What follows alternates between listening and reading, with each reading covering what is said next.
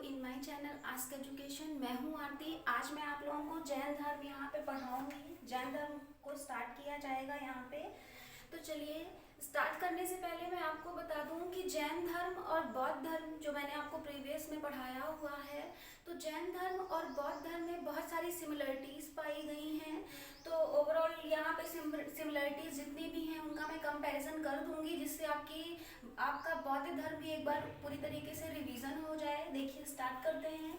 क्या लिखा हुआ है? मूल संस्थापक ऋषभ देव। इसका मीन्स क्या हुआ कि जैन धर्म के मूल संस्थापक ऋषभ देव हैं। ओके, इन्हें आदिनाथ के नाम से भी जाना जाता है।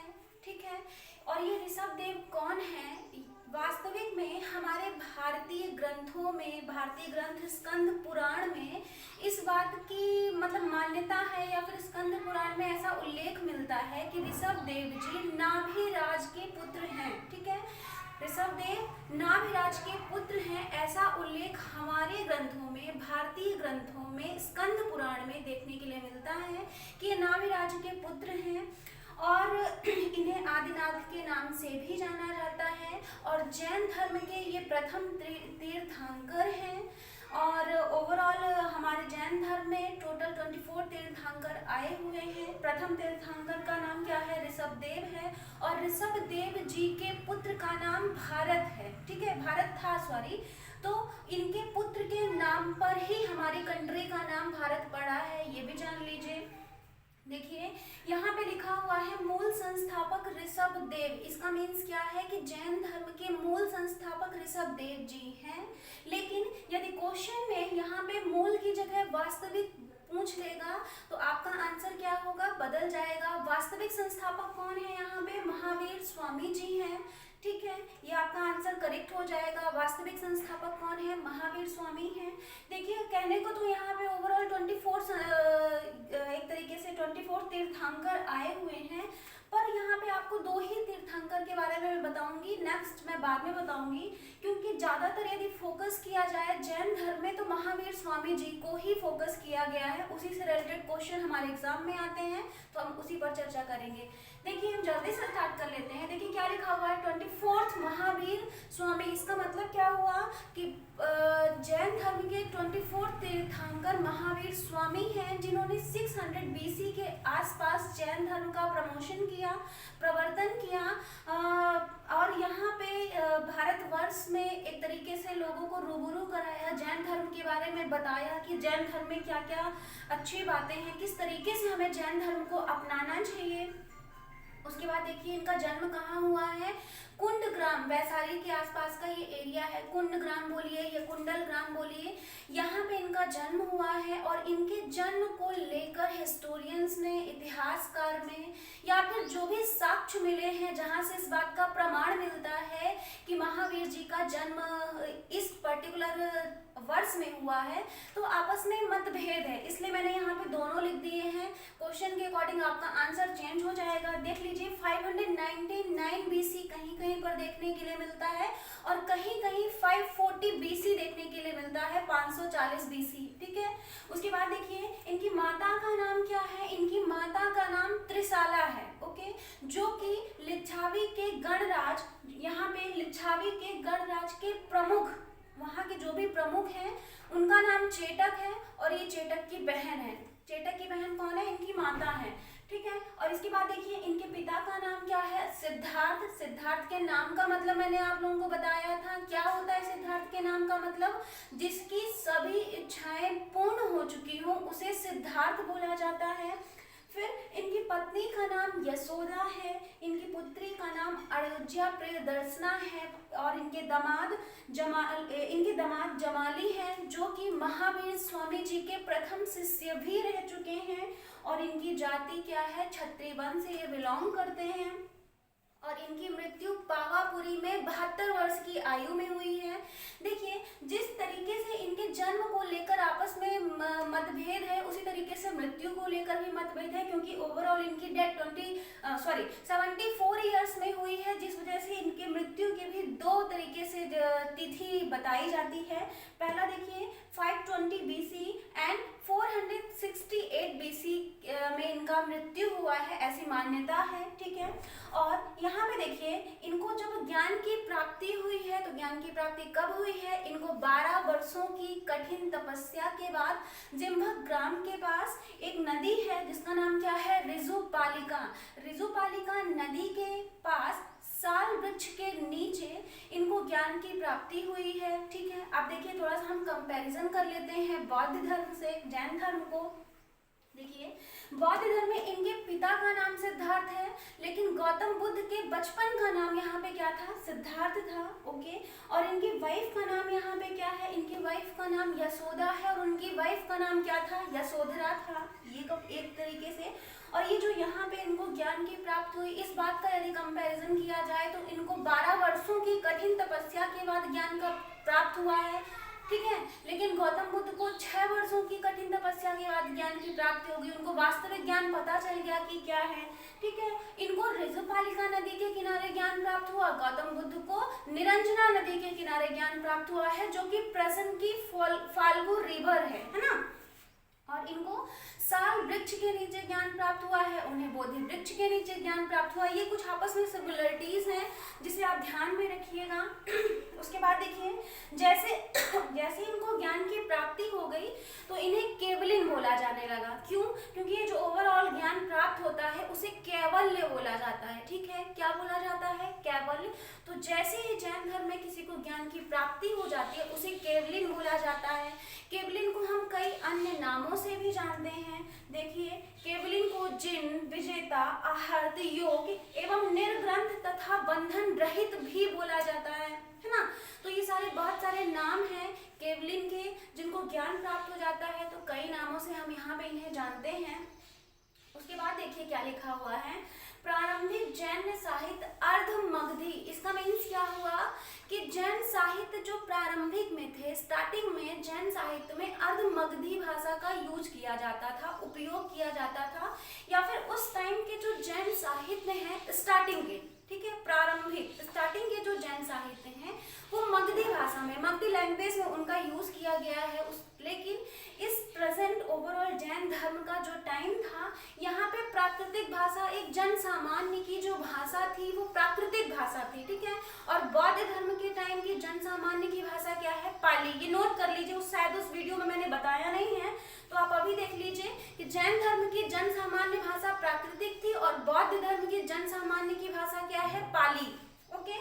लेकिन यहाँ पे एक बात हुई कि जैन साहित्य स्टार्टिंग में अर्धमगधी में लिखे गए थे, जिससे ओवरऑल सभी को ये जानकारी प्राप्त नहीं हो पा रही थी, क्योंकि इस भाषा का बहुत कम लोगों के पास ज्ञान था, जिसे बाद में रूपांतरित कर दिया गया था प्राकृतिक भाषा में, जिससे ज्यादा लोग जैन धर्म के बारे में जान सकें, जैन धर्म को समझ सकें और उसका एक तरीके से प्रचार प्रसार हो सके। इसलिए बाद में इसे प्राकृतिक भाषा में कन्वर्ट किया गया था, ओके।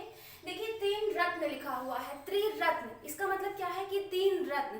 3 रत्न क्या हैं? तो जैन धर्म में एक तरीके से मोक्ष की प्राप्ति के लिए जितने भी यहाँ पे तीर्थंकर आए हुए हैं, या फिर जैन धर्म की ऐसी मान्यता है कि मोक्ष प्राप्ति के लिए त्रिरत्नों का होना अत्यंत आवश्यक है, ठीक है। इसी तरीके से बौद्ध धर्म में त्रिपिटक हुआ था। त्रिपिटक क्या है? तो त्रिपिटक बौद्ध द्वारा दिए हुए उपदेशों का संकलन है, जो कि उनके शिष्यों द्वारा किया गया था, प्रिय शिष्यों द्वारा किया गया था, आनंद और उपाली द्वारा। सुत्त पिटक, विनय पिटक, अभिरंभ पिटक, ठीक है, ये ध्यान रखिएगा आप। तो देखिए यहाँ पे क्या बता रहा है, सम्यक दर्शन। पहला रत्न क्या है? सम्यक दर्शन, सम्यक ज्ञान, सम्यक आचरण। इसका मतलब क्या हुआ कि जब आपकी दर्शन दृष्टि अच्छी होगी तो स्वाभाविक सी बात है, कहीं ना कहीं एक गुड हैबिट आपके अंदर इंक्लूड हो जाएगी। और ज्ञान का मतलब क्या है कि जो भी आप ज्ञान प्राप्त करिए, इसमें आपको बता दूं कि जो ज्ञान प्राप्त होता है वो सांख्य दर्शन का ज्ञान प्राप्त होता है। ओवरऑल वो कोई भी पर्सन हो, बौद्ध हो, महावीर हो, इन्हें सांख्य दर्शन का ही ज्ञान प्राप्त होता है, जिसके बाद ये कहा जाता है कि इन्हें ज्ञान की प्राप्ति हो गई, ये वास्तविक दुनिया से परे हो गए, मोह माया से विरक्त हो गए, तो ये ज्ञान की प्राप्ति ही है इन्हें। तो इस तरीके का ज्ञान प्राप्त करना, आचरण अपना विनम्र रखना, अपने व्यवहार को विनम्र रखना, ये बताया गया है 3 रत्नों में, त्रिरत्नों में बताया गया है। सम्यक दर्शन, सम्यक ज्ञान, सम्यक आचरण। और ओवरऑल इन तीनों का एक निचोड़ निकलता है, एक मीन्स निकलता है कि ये जो ज्ञान प्राप्त हुआ है उसके बाद मनुष्य को अपने आचरण में चेंजेस लाने हैं, अपने व्यवहार में चेंजेस लाना है और चरित्रवान बनना है, ठीक है। और ये जो त्रिरत्न बनाए गए हैं इसके लिए यहाँ पे अणुव्रत अथवा पंच महाव्रत उपयोगी होते हैं, सहायक सिद्ध होते हैं। जिस तरीके से बौद्ध धर्म में जो आर्य सत्य बताए गए थे उनको पालन करने के लिए अष्टांगिक मार्ग बताया गया है, उसी तरीके से यहाँ पे भी ये 5 चीजें बताई गई हैं जिन्हें पंच महाव्रत बोला जाता है। चलिए इन्हें भी देख लेते हैं। देखिए क्या लिखा हुआ है, पहला क्या लिखा हुआ है, सत्य। इसका मीन्स क्या हुआ कि मनुष्य को सत्य का साथ देना चाहिए, ठीक है। कैसी भी परिस्थिति हो हमेशा सत्य बोलना है, सत्य का साथ देना है, सत्य को अनदेखा नहीं करना है, क्योंकि ये कहीं ना कहीं एक विषम परिस्थिति बन जाती है कि यदि आप सत्य को नहीं देखेंगे, सत्य को अनसीन कर देंगे तो ये आपके लिए ही हार्मफुल होगा, है ना, ये ह्यूमन बीइंग के लिए ही हार्मफुल होगा। उसके बाद अहिंसा, तो अहिंसा भी एक तरीके से क्या है, अहिंसा का साथ नहीं देना चाहिए, अहिंसा नहीं करना चाहिए। उसके बाद देखिए आस्तेय लिखा हुआ है, तो आस्तेय का मीन्स क्या होता है, चोरी नहीं करना, ठीक है। चोरी नहीं करने यानी चोरी करने को यहाँ पे वर्जित बताया गया है। बौद्ध धर्म में भी चोरी करने को वर्जित बताया गया है। और वैसे भी ये तो सामान्य सी बात है कि चोरी नहीं करना चाहिए, क्योंकि चोरी करना क्या है, बैड हैबिट्स है। उसके बाद अपारगृह, अपारगृह का मतलब क्या हो रहा है, यहाँ पे आवश्यकता से ज्यादा धन इकट्ठा नहीं करना, ठीक है। ये भी बताया गया है, यहाँ पे ये मूल बातें हैं और ये बिल्कुल एकदम वास्तविक सत्य है कि मनुष्य को आवश्यकता से ज्यादा धन इकट्ठा नहीं करना चाहिए, क्योंकि यदि किसी मनुष्य ने आवश्यकता से ज्यादा धन इकट्ठा कर लिया तो कहीं ना कहीं एक तरीके से ये हमारे दर्शन शास्त्र में भी और जितने भी ये बौद्ध धर्म, जैन धर्म में इन बातों को में भी मनाई है और ये वास्तविकता भी है कि यदि मनुष्य आवश्यकता से ज्यादा धन इकट्ठा कर लेता है तो ना तो उसका दिमाग काम करता है, ना ही उसे कुछ अच्छा लगता है, सोचने समझने की एक तरीके से ये भी कह सकते हैं कि उसकी सुख चैन सब कुछ क्या होता है, खत्म हो जाता है। देखिए गरीब व्यक्ति आसानी से रात में सो जाता है ना, लेकिन एक कोई अमीर है, रिच पर्सन है, उसे नींद की टैबलेट लेनी पड़ती है। तो ये सारे बहुत सारे इसके कारण होते हैं जिस वजह से यहाँ इस धर्म में बताया गया है कि मनुष्य को आवश्यकता से ज्यादा धन इकट्ठा नहीं करना है। जितने में आपकी दैनिक आवश्यकताएं, मूलभूत आवश्यकताएं पूर्ण हो सकती हैं, आप उतना धन अवश्य इकट्ठा करिए, है ना। फिर उसके बाद देखिए ब्रह्मचर्य लिखा हुआ है, तो ब्रह्मचर्य पंच महाव्रत में ये बाद में ऐड किया गया है। जो यहाँ पे 24 तीर्थंकर आए हुए हैं उनमें यानी महावीर ने इन्हें क्या किया है, ऐड किया। उसके पहले ये 4 ही थे। अणुव्रत कितने थे, 4 थे, बाद में इसे ऐड किया गया और इसे पंच महाव्रत बोला गया है। उसके बाद देखिए यहाँ पे महावीर स्वामी ने पावा जगह में, पावा प्लेस में अपने 11 अनुयायियों का एक संघ बनाया, 11 शिष्यों का एक संघ बनाया जिसे गणधर कहा जाता है। ये क्वेश्चन आता है कि गणधर कौन है, तो महावीर स्वामी के प्रिय शिष्य, प्रमुख अनुयायियों में से अनुयायियों को ही गणधर बोला जाता है। लेकिन यहाँ पे एक बात आप ध्यान रखिएगा कि महावीर स्वामी के पहले प्रथम शिष्य कौन है, जमाली, जो कि उनके जमाता हैं, उनके दामाद हैं, वही उनके प्रथम शिष्य भी हैं। लेकिन गणधर कौन है, इनके अलावा, जमाली के अलावा उनके 11 शिष्य और भी हैं जिन्हें गणधर बोला जाता है। और इनका नाम मैंने यहाँ पे लिख दिया है, देखिए क्या लिखा हुआ है नाम। इंद्रभूति, अग्निभूति, वायुभूति, ये तीनों कौन थे, आपस में भाई थे। उसके बाद व्यक्त, सुमर्धन, मंडित, मौर्यपुत्र, अंकपुत्र, अचलभद्रा, मेरताय तथा प्रभास, ठीक है। ये ओवरऑल जो इनके 11 शिष्य थे, इनकी सभी की महावीर के पहले ही मृत्यु हो गई थी और सिर्फ यहाँ पे सुमर्धन बचा हुआ था, महावीर के बाद इनकी मृत्यु हुई है। बाकी जो ये 10 शिष्य थे इनकी मृत्यु महावीर स्वामी के पहले ही हो गई है। तो इसलिए सुमर्धन ने ही एक ऐसा काम किया था जो कि इनके उपदेशों का संकलन किया था। जिस तरीके से बौद्ध धर्म में आनंद और उपाली ने गौतम बुद्ध के उपदेशों का संकलन किया था, उसी तरीके से यहाँ पे सुमर्धन ने भी इनका संकलन किया था। उसके बाद देखिए यहाँ पे लिखा हुआ है सांख्य दर्शन प्रतिपादक कपिल मुनि। इसका मतलब क्या हुआ कि सांख्य दर्शन के प्रतिपादक कौन है, कपिल मुनि है, ठीक है, ये ध्यान रखिएगा। यहाँ पे मैं बता दूं कि गौतम बुद्ध के प्रथम शिष्य कौन थे, अलार कलाम थे, है ना। तो अलार कलाम किस चीज के गुरु चीज क्या चाहते थे, वो भी सांख्य दर्शन के ही थे। लेकिन सांख्य दर्शन का प्रतिपादक किसने किया हुआ है, सांख्य दर्शन का प्रतिपादक कपिल मुनि ने किया है। ये बात ध्यान रखिएगा। उसके बाद देखिए क्या लिखा हुआ है, लिखा हुआ है श्वेतांबर तथा दिगंबर। ये क्या है, ये जैन धर्म का एक तरीके से बंटवारा हो गया। जैन धर्म को दो भागों में विभाजित कर दिया गया है, श्वेतांबर तथा दिगंबर। तो ध्यान रखिएगा, श्वेतांबर किसकी अध्यक्षता, श्वेतांबर में कौन सा प्रमुख था, तो श्वेतांबर में स्थूलभद्र, ठीक है, श्वेतांबर में स्थूलभद्र की अध्यक्षता थी। श्वेतांबर को आगे बढ़ाने वाले व्यक्ति का नाम स्थूलभद्र तथा जो श्वेतांबर को मानते थे, जिनकी श्वेतांबर में इच्छा थी या श्वेतांबर धर्म को जो लोग ज्यादा मानते थे, वो सफेद वस्त्र का धारण करते थे, है ना। उसके बाद देखिए दिगंबर लिखा हुआ है। तो दिगंबर को किसने आगे बढ़ाया है, तो दिगंबर को भद्रबाहु ने आगे बढ़ाया हुआ है। और ये नग्न अवस्था में रहते थे, यानी दिगंबर को मानने वाले, दिगंबर को चाहने वाले लोग जो हुआ करते थे, ये नग्न अवस्था में रहते थे। क्यों, क्योंकि इनकी ऐसी मान्यता थी कि जो ये दिशाएं हैं, ये हवाएं हैं, ये वायु है, यही इनका वस्त्र है, जिस वजह से ये लोग नग्न अवस्था में रहते थे। ध्यान रखिएगा कि जैन धर्म को दो भागों में विभाजित किया गया है, श्वेतांबर तथा दिगंबर। और बौद्ध धर्म भी बाद में चलकर दो भागों में विभाजित हो गया था, हीनयान तथा महायान। उसके बाद देखिए क्या लिखा हुआ है, आजीवक संप्रदाय। तो यहाँ पे एक आजीवक संप्रदाय भी आया, उसको किसने आगे बढ़ाया हुआ है, तो मखली गोसाल, ठीक है, मखली गोसाल ने इसे आगे बढ़ाया। इसका एक तरीके से मखली गोसाल ने इस संप्रदाय की उत्पत्ति क्यों की, क्योंकि ये महावीर स्वामी के शिष्य थे, ठीक है, ये प्राचीन काल में महावीर स्वामी जी के शिष्य थे। लेकिन आपस में क्या हुआ कि किसी वजह से इनमें मतभेद हो गया, तो इन्होंने महावीर स्वामी जी की शिष्यता का त्याग कर दिया था और अपना एक अलग से संप्रदाय स्थापित किया था। और उस संप्रदाय का क्या नाम रखा है इन्होंने, आजीवक संप्रदाय।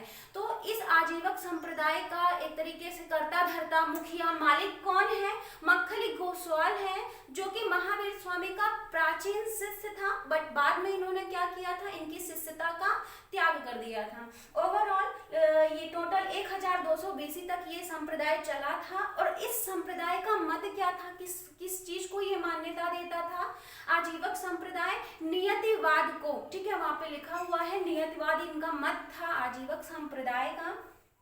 उसके बाद देखिए क्या लिखा हुआ है, महामस्तभिषेक। महामस्तभिषेक क्या है, जैन धर्म का एक बहुत महत्वपूर्ण उत्सव है। ये बहुत ही बड़े पैमाने पर ये उत्सव सेलिब्रेट किया जाता है जैन धर्म में, और ये हर 12 वर्ष में आता है, हर 12 वर्ष में इसे सेलिब्रेट किया जाता है। हर साल इसे सेलिब्रेट किए जाने वाला फेस्टिवल नहीं है, आफ्टर 12 ईयर इसे सेलिब्रेट किया जाता है। और यहाँ पे किस भगवान की पूजा की जाती है, तो भगवान गोमतेश्वर बाहुबली की पूजा की जाती है। कहाँ पे, महामस्तभिषेक में भगवान गोमतेश्वर बाहुबली की पूजा की जाती है।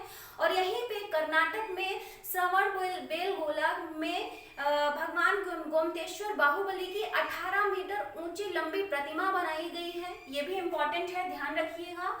और इनकी मूर्ति स्थापित की गई है यहाँ पे, और ये 12 वर्ष बाद मनाया जाता है। लास्ट टाइम ये 2018 में ये फंक्शन सेलिब्रेट किया गया था। उसके बाद 12 वर्ष बाद अब ये कब सेलिब्रेट किया जाएगा, तो 2030 तक में ये जो आपका ये फेस्टिवल है, ये फेस्टिवल सेलिब्रेट किया जाएगा। बहुत ही महत्वपूर्ण फेस्टिवल है क्योंकि ये 12 वर्ष बाद आता है, ठीक है। उसके बाद देखिए मान्यता, तो जो जैन धर्म है वो ईश्वरवाद पर मान्यता नहीं है। उनका कहना है कि कोई भी ईश्वर नहीं है, ईश्वर है ही नहीं, उनकी ऐसी मान्यता है। और मान्यता ये किस चीज को देते हैं, ये आत्मा को मान्यता देते हैं कि सभी मनुष्य के अंदर एक आत्मा है और वो आत्मा ही ईश्वर है, आत्मा ही अजय है, आत्मा ही अमर है, ठीक है, इनकी ऐसी मान्यता है। तो ये वास्तविकता है। और यदि आत्मा है लेकिन मनुष्य के शरीर में आत्मा है, तो शरीर का भी एक पर्टिकुलर टाइम के बाद क्या होता है, शरीर भी नश्वर है, शरीर भी समाप्त हो जाता है। तो यहाँ पे शरीर के समाप्त होने के बाद आत्मा को पुनर्जन्म मिलता है, इनकी ऐसी मान्यता है। ये पुनर्जन्म पर बिलीव करते हैं, विश्वास रखते हैं, और कर्मवाद पर ये विश्वास रखते हैं कि कर्मवाद क्या है, यदि मनुष्य अच्छा कर्म करेगा तो उसे अच्छे फल मिलेंगे, ऐसी इनकी मान्यता है। तो मान्यता इनकी ओवरऑल 3 चीजों में है, आत्मा, पुनर्जन्म एवं कर्मवाद पर है। देखिए उसके बाद क्या लिखा हुआ है, सप्तभंगी ज्ञान। तो जो इनको यहाँ पे जैन धर्म में सप्तभंगी ज्ञान है, उसे और भी कई नामों से यहाँ पे जाना जाता है। पहला देखिए क्या लिखा हुआ है, स्यायवाद, और दूसरा क्या लिखा हुआ है, अनेकांतवाद। ठीक है, तो ये दोनों अन्य नाम हैं। ओवरऑल देखिए आपका ये लेक्चर कंप्लीट होता है। चलिए मिलते हैं नेक्स्ट वीडियो में, और जितने भी यहाँ पे नए व्यूवर्स हैं वो मेरी वीडियो को लाइक जरूर कर दें और मेरे चैनल को सब्सक्राइब भी जरूर कर दें। ओके।